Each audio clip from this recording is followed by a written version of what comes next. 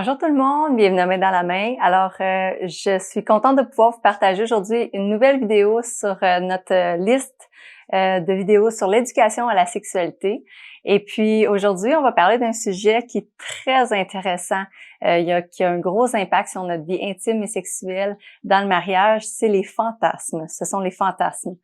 Et cette vidéo-là, elle a émergé suite à un questionnement que j'ai eu d'une personne qui vivait un peu des difficultés puisque lors de ses rapports sexuels avec son partenaire, il y avait des fois des fantasmes de sa vie passée, de sa vie sexuelle passée avant son mariage qui revenaient pendant les relations sexuelles et donc à chaque fois elle s'en repentait et tout ça, mais ça revenait continuellement. Puis j'aimerais ça pour commencer, vous expliquer un peu qu'est-ce que la fantasmatique, ce sont quoi les fantasmes. En fait, ce sont des productions mentales qu'on se fait d'images sexuelles. Donc, c'est vraiment toute une faculté que l'être humain que Dieu a donné à l'être humain de pouvoir imaginer, l'imagination, l'imaginaire. Et puis, mais quand on parle de fantasmes, c'est vraiment au niveau d'images qui sont érotiques. Et donc, les fantasmes ont plusieurs fonctions. Donc, ils sont pas à rejeter. Au contraire, elles ont vraiment un bon impact. Elles peuvent être très enrichissantes pour notre vie sexuelle intime dans le mariage. Donc, par exemple, les fantasmes peuvent venir aider dans le cas où il y a des pertes de désir, dans le cas où des fois, les désirs sont inégaux entre les partenaires. Donc, on pense aussi, des fois, quand il y a des pertes de désir liées à une fatigue, liées à des changements hormonaux, tout ça. Et puis, la fantasmatique va vraiment venir enrichir et pallier à des fois, par exemple, des difficultés qu'on peut éprouver au niveau physique lors d'un rapport sexuel. Donc, la fantasmatique, c'est vraiment quelque chose qui est là, qu'on va utiliser avant une relation sexuelle, pendant une relation sexuelle, afin de vraiment accroître notre désir sexuel pour notre époux, notre épouse, et accroître notre excitation aussi sexuelle avant une relation sexuelle. Donc, par exemple, ça va vraiment aider à entamer tous les processus physiologiques qui sont nécessaires pour une relation sexuelle. Donc, on parle de la lubrification, de l'érection. Donc, ça va pouvoir venir stimuler ça. Et puis aussi, pendant la relation sexuelle, il peut arriver parfois comme si on est fatigué, des fois, la sensation elle va être moindre.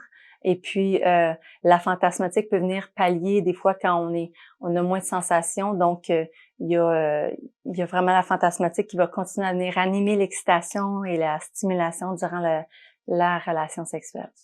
Donc, c'est vraiment un outil qui est précieux, qu'on veut utiliser.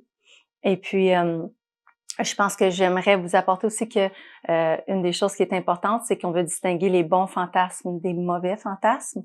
Et autant que je pourrais rentrer profondément dans la parole là, pour apporter des détails là-dessus, je vais pas le faire aujourd'hui parce que je vais pas vous perdre à travers ça, mais je vais le simplifier comme ça. Les bons fantasmes, ce sont vraiment avec notre époux, notre épouse, notre conjoint, notre partenaire. C'est vraiment si ça inclut cette personne-là. Et puis évidemment que c'est pas quelque chose, un fantasme dans lequel on fait mal à l'autre. Évidemment, eh bien là, les fantasmes peuvent varier beaucoup dépendamment d'une personne à l'autre. Mais ça, c'est la base, il faut que ça soit votre partenaire. Alors, si c'est d'autres personnes, là, on est dans la convoitise et à ce moment-là, on va vraiment vouloir venir épurer ce type de fantasme-là. Puis l'explication pour ce faire, ben comme je vous ai dit, ça va être dans la vidéo précédente. Mais aujourd'hui, je voulais quand même mentionner qu'il y a quand même une distinction à y avoir. Et aussi, je vais vous expliquer un peu, je veux mettre à la lumière 3 causes pour lesquelles on peut avoir des mauvais fantasmes plus facilement. Donc, la première, c'est vraiment quand on est blessé par notre partenaire. Donc, si notre partenaire nous a blessés, s'il a pas pris soin de nous émotionnellement, physiquement, il y a eu un conflit. Alors là, ça va être difficile d'utiliser la fantasmatique avec le partenaire parce qu'on est comme on repousse un peu, il nous répulse momentanément Donc, c'est sûr que à ce moment-là, ça peut amener qu'on va convoiter le voisin, convoiter des femmes, des photos, peu importe des images qu'on a vues d'autres personnes que notre époux. Une autre cause de l'utilisation de mauvais fantasmes, c'est vraiment un passé sexuel. Comme je l'ai dit au début, des fois, si on a une vie sexuelle dans le passé, ces images-là sont encore là. Alors, notre euh, notre cerveau va avoir tendance à aller piger rapidement dans cette banque de données-là jusqu'à temps qu'elle soit épurée.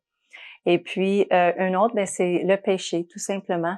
Donc, il y a vraiment plusieurs déviances qui sont entrées avec le péché dans la chair, aussi à travers des traumatismes qu'on peut avoir vécu dans le passé, des traumatismes d'abus sexuels ou peu importe, et puis des attaques spirituelles aussi. Donc, ce sont vraiment des différentes causes qui nous amènent à aller piger dans une fantasmatique qui n'est pas selon le cœur de Dieu. Donc, moi, je vais vous encourager aujourd'hui à aller développer une fantasmatique qui est selon le cœur de Dieu, qui pourra enrichir à votre couple, votre vie intime, amoureuse, sexuelle avec votre mari, votre femme. Et donc, le premier conseil que je donnerais, c'est vraiment, évidemment, c'est de remplir sa banque d'images avec son mari ou sa femme. Comme je vous ai dit, vous pouvez aller voir les autres vidéos pour enrichir ça, pour approfondir comment on fait ça. Mais vraiment, si on pense à la fantasmatique, je vais donner quelques exemples ici de qu'est-ce que ça pourrait, à quoi ça pourrait ressembler. Ça pourrait être, par exemple, le corps de votre femme, de votre mari, certaines parties de son corps que vous aimez beaucoup. Ça pourrait être un ébat amoureux, un ébat sexuel que vous avez eu ensemble, une expérience passée. Ça peut être aussi une expérience que vous vous imaginez, que vous créez dans votre imagination de ce que vous aimeriez faire à un endroit quelconque ou tout ça là, c'est vraiment vous pouvez comme créer ces images-là. Et donc c'est un peu à ça que peut ressembler la fantasmatique, puis ça va vraiment varier d'une personne à l'autre parce qu'on n'aime pas tous les mêmes choses, on n'a pas tous les mêmes passés, le même vécu, on n'a pas et même d'un moment à l'autre chez la même personne, tu sais, c'est ce qui nous excite peut changer vraiment beaucoup. Donc, et mon deuxième conseil, c'est vraiment, utilisez-le. Je vous encourage à l'utiliser, ça peut vraiment venir aider. Mais quand même, je vous mets peut-être une petite bémol que ça ne devienne pas un essentiel. Quand je dis un essentiel, c'est que si vous avez besoin de ça à tous les fois que vous avez des relations sexuelles et vraiment du début à la fin, et alors là, ça peut devenir plus néfaste parce que en fait, ce qu'on veut, c'est ce que j'encourage beaucoup les couples à faire, c'est de vraiment rester d'être présent d'esprit, de vraiment demeurer très dans le moment présent, qu'on pourrait dire. Et vraiment parce que le but de la sexualité, hein, je le répète, c'est vraiment de s'unir et d'apprendre à se connaître. Et donc, c'est important d'être quand même présent d'esprit, d'être là avec notre partenaire, échanger, tout ça pour pouvoir apprendre à se connaître, communier pendant qu'on fait l'amour et pas seulement être dans nos pensées puis d'avoir besoin de tous ces stimulus-là externes pour à chaque fois et tout le long de la relation sexuelle. C'est vraiment ça va venir vraiment pallier quand que ça va venir aider, c'est riche, c'est bon, mais vraiment c'est la seule bémol à ce niveau-là que je mets par rapport à utiliser les fantasmes. Et aussi, je vous conseille, si vous êtes capable, d'en parler avec votre partenaire. Donc, ça peut être intéressant d'échanger quand on a, par exemple, une des choses qui revient, c'est que les hommes vont beaucoup utiliser la fantasmatique pendant leur rapport sexuel, pendant la relation sexuelle. Et il faut dire que ça va venir aider parce que justement, des fois, avec la fatigue et tout ça, il peut y avoir une perte d'érection. Et les hommes vont être beaucoup sensibles à ça et ils veulent pas nécessairement que ça arrive parce qu'ils veulent plaire à leur partenaire, parce qu'ils veulent continuer d'avoir du plaisir et tout ça. Et donc, ils vont utiliser la fantasmatique régulièrement, et les femmes aussi d'ailleurs. Alors, ce qui peut être intéressant, c'est vraiment d'en parler avec l'autre. Donc, je vois telle chose, tu t'en souviens qu'on a eu telle est pas amoureux. Puis là, ça peut venir stimuler l'autre aussi. Donc, ça peut venir stimuler, exciter l'autre partenaire. Ça peut aussi ouvrir la communication. Donc, vraiment, on est en train de communiquer ensemble, on est en train de se partager qu'est-ce qui nous fait plaisir, qu'est-ce qui nous excite. Et l'autre, on peut voir si l'autre, est-ce que ça l'excite ou pas. Et donc, vraiment, ça nous permet d'apprendre sur l'autre. Donc, c'est vraiment un apprentissage. Comme j'ai dit, la sexualité, on apprend ensemble, on apprend à se connaître, on apprend ce qui fait du bien à l'autre, ce qu'il aime, ce qu'il n'aime pas. Donc, ça peut être vraiment intéressant d'en parler, si on est capable d'en parler. C'est sûr que ça demande un petit peu d'audace et ça peut être très malaisant. Puis, je veux quand même rapporter aussi que si de pas avoir d'attente face à ça, parce que il est possible aussi que vous amenez quelque chose que vous êtes en train de penser qui vous stimule vous, mais que votre partenaire ça le stimulera pas. Donc, ça peut créer aussi des malaises là, donc mais c'est pas grave, parce que on est en train de vivre quelque chose à deux, on est en train de se faire plaisir, on peut rire, c'est correct de rire. Puis on continue, puis donc c'est pas une performance comme je l'ai dit. Fait que il y a vraiment pas comme faut surtout pas dire quelque chose qui briserait le mood, donc non, on va essayer vraiment de s'éloigner de cette pression-là de performance, puis juste, c'est comme apprendre. Parce que si vous le faites, puis il y a un petit malaise, ben c'est pas grave parce que vous aurez appris. Peut-être votre partenaire va vous dire « Ah, moi, ça me m'excite pas pantoute, ça! » ou peu importe, mais là, vous allez l'avoir appris, puis la prochaine fois, ben vous allez le savoir. Et donc, vraiment, comme il n'y a pas de problème à ça. Mais allez-y comme vous vous sentez capable. Et donc, le dernier point que j'aimerais apporter, c'est vraiment de se garder d'avoir des attentes. Donc, pourquoi on doit se garder d'avoir des attentes, c'est que la fantasmatique, les fantasmes sont pas nécessairement, ils n'ont pas pour but de se réaliser nécessairement, concrètement.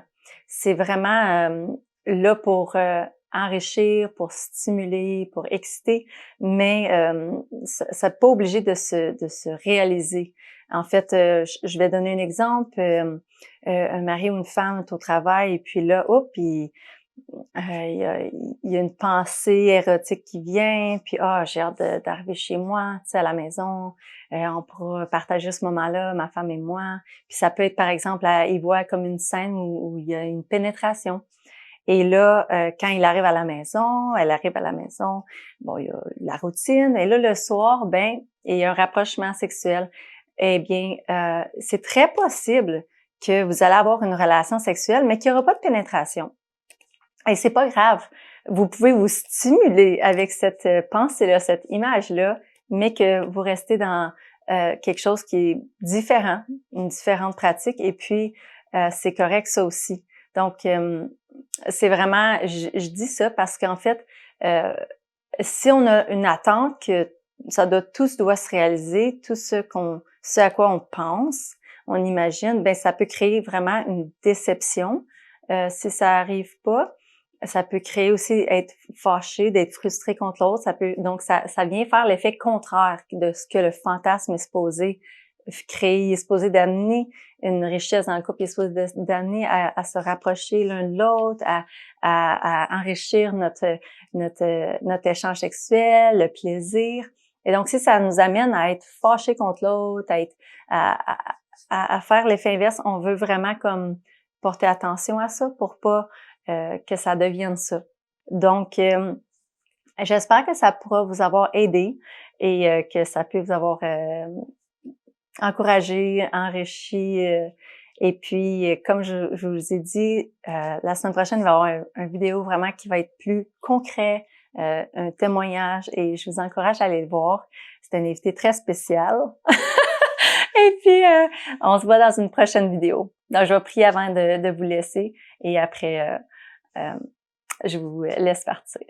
Donc, merci beaucoup, Seigneur, pour ce temps qu'on a passé à pouvoir parler de la fantasmatique, de cet imaginaire que tu as créé, Seigneur. Et on te demande vraiment, je te demande de venir dans chacune des personnes qui ont visionné cette vidéo, Seigneur, que je te demande de vraiment pouvoir les guider à travers ce processus-là. Qu'en chaque chose, qu'ils puissent toujours aller dans le lieu secret, qui aille te consulter afin de savoir qu'est-ce qui te plaît, qu'est-ce qui ne te plaît pas, que ça puisse servir, Seigneur, à les amener plus près, à leur faire vivre vraiment une sexualité qui est bienveillante, qui est plaisante, et puis qui les rapproche l'un de l'autre, qui vient accroître l'intimité dans le couple. Je te demande, Seigneur, pour chacun de mes frères et sœurs, que s'il y a des blessures, que ce soit en lien avec l'autre partenaire, que ce soit en lien avec un passé sexuel, que tu puisses venir restaurer, que tu puisses venir leur donner aussi l'espoir. Ils ont peut-être un espoir perdu par rapport au fait d'être restaurés, de pouvoir vivre cet épanouissement sexuel que tu as en vue pour nous, Seigneur. Alors, je te demande vraiment de les guérir, de les restaurer et puis vraiment de continuer de venir semer en eux cet espoir et de travailler dans leur vie de famille, dans leur vie de couple, afin de faire quelque chose qui est vraiment glorieux, Seigneur, qui te glorifie et pour laquelle tu prends plaisir. Je te prie tout ça dans le nom de ton Fils Jésus. Amen. Merci beaucoup. À bientôt.